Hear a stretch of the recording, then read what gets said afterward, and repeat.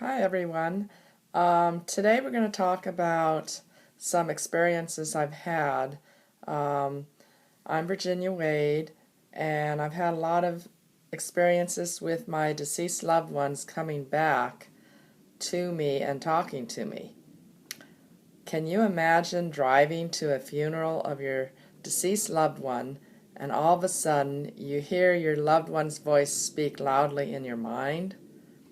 Not believing what you just heard, you say to yourself, am I going crazy? No, I couldn't have just heard that. Then the voice is there again, and you look over and you see your deceased loved one sitting in the spirit form next to you, in the passenger seat next to you.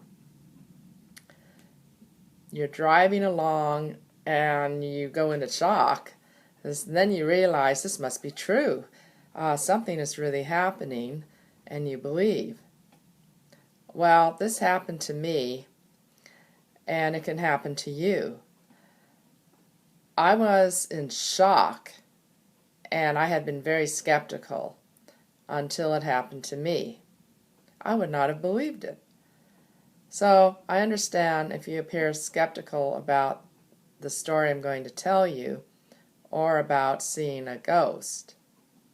I felt the same way until my deceased father appeared to me and was speaking into my mind that day.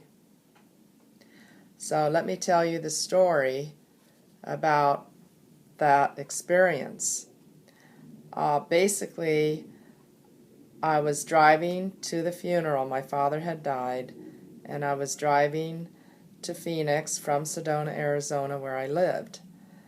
And all of a sudden, I heard this voice. I had the radio blaring. I was just driving along, and the radio was so loud, and I'm just going along to Phoenix, and all of a sudden I hear this voice coming into my mind, and it was so loud.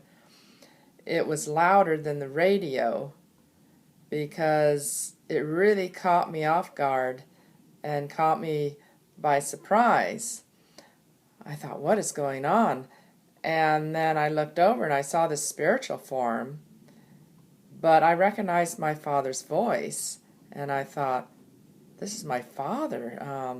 So I started talking to him. I continued driving down, and I started talking to him, and I said, well, Dad, what are you doing here? And he said, well, I'm really confused. I'm disoriented. I came to you for help.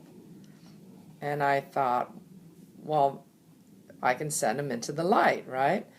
I was trained how to do that. So I said, oh, well, Dad, I can go ahead and send you into the light. And he said, and miss my own funeral? Well, then I realized that I had to wait until the funeral happened because he wanted to be there. And then later on I could send him into the light. So we continued driving, and I would have to go on and get on an airplane when I got to Phoenix. And so I told him, I said, well, why don't you come on the airplane with me and we can talk all the way to California? And he said, it's bad enough that I have to sit through this luggage, but I am not going to sit in somebody else's body. And I go, well, what do you mean? And he said, well, that airplane is going to be booked. I'm going to have to sit in somebody's body. And I thought, oh my goodness, that's pretty wild. And I did have luggage next to me on the passenger seat, where I was driving in my car. So he was sitting through that luggage. And I thought, that is kind of interesting. And then he said, well, I won't be able to be in the airplane with you at all. I'm going to have to leave when I get to Phoenix. And I said, well, why? And he said, well, it's just meant to be. I'll have to say goodbye at that time. It's not meant to be. And this will be the last time you hear from me. And I go, well, I don't understand that. But anyway, so that's what happened. We continue driving down to Phoenix, and I say, well, why don't you go travel around and then come back?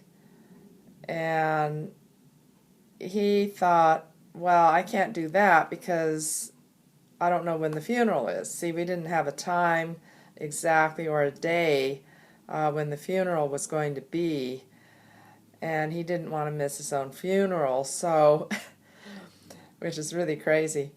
I go to my stepmother, find out what time it's going to be, and then come back and tell me, and then go to Australia or travel around wherever you want to go. So he said he would do that, but he really wanted to visit with me, that he would do that later on. So we finally got to Phoenix, and after an hour and a half of talking with my father, I felt that I knew him more and better after he was dead than when he was alive, because I never really got to know him when he was alive. He was never around. He was gone on business, and I really didn't get to talk to him that much. And I thought, this man is funny. He's so funny, humorous, you know. So anyway, we got to Phoenix, and all of a sudden I felt this tremendous love come over me. And tears came to my eyes. I started crying, and he said goodbye, and that was it. So basically what happened was I went to the funeral, and I didn't get any communication from him at all. And there were some roses, and so I took some of the roses. I had been staying at my mother's house, and she took one rose, and I took another rose from the funeral, from the same batch of roses. And we took them to my mother's house. I put mine on the dresser, and she put hers in some water.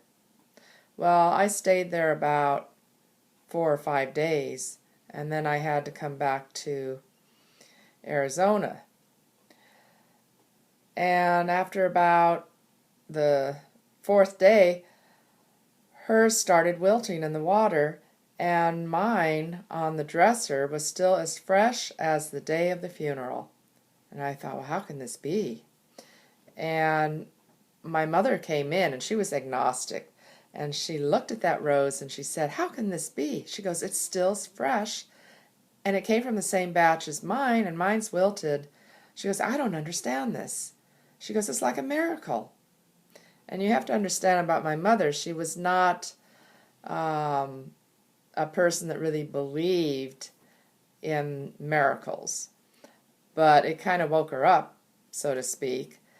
And so I said, I don't know, I can't explain it. Anyway, I took the rose back to Arizona, and I put it up on the shelf, and then it stayed fresh for another probably week, and then it started to wilt. And at the end of the few weeks, all of a sudden, I got these thoughts that came in my mind that said, you must now throw this rose away because you need to release your father. And the rose had been completely dried up at that point. So that was pretty amazing to me. And I'll never forget that experience. Since then, now this has been since 1995. It's now 2015, and I heard from my father in a dream. He came to me in a dream, and there was a situation that had to be resolved that kind of was difficult. And he had another man with him in the dream. He was like a lawyer or something. And he told me, we're going to be working on your problem up here on the other side. We're going to try and figure out what we can do about it. We're going to be working on your problem. And I go, okay, and this was in a dream. And I thought, this is very interesting because I've never heard this, where deceased loved ones on the other side can actually work on a problem down here on the physical plane. So that was absolutely amazing to me. But that's the story about my father. And in the next video, I will tell you another story about my mother coming back to me, and that's pretty incredible. So you want to stay tuned, and if you have any questions, just call me at 702-553-5467 or text me with any comments, and subscribe down below, and like me if you like. And I'm going to be talking a lot about these different deceased loved ones, how you can talk with your deceased loved one also. Okay, so I'm going to close now. So thank you so much for watching, and go to the next video if you like. Thank you so much. Bye.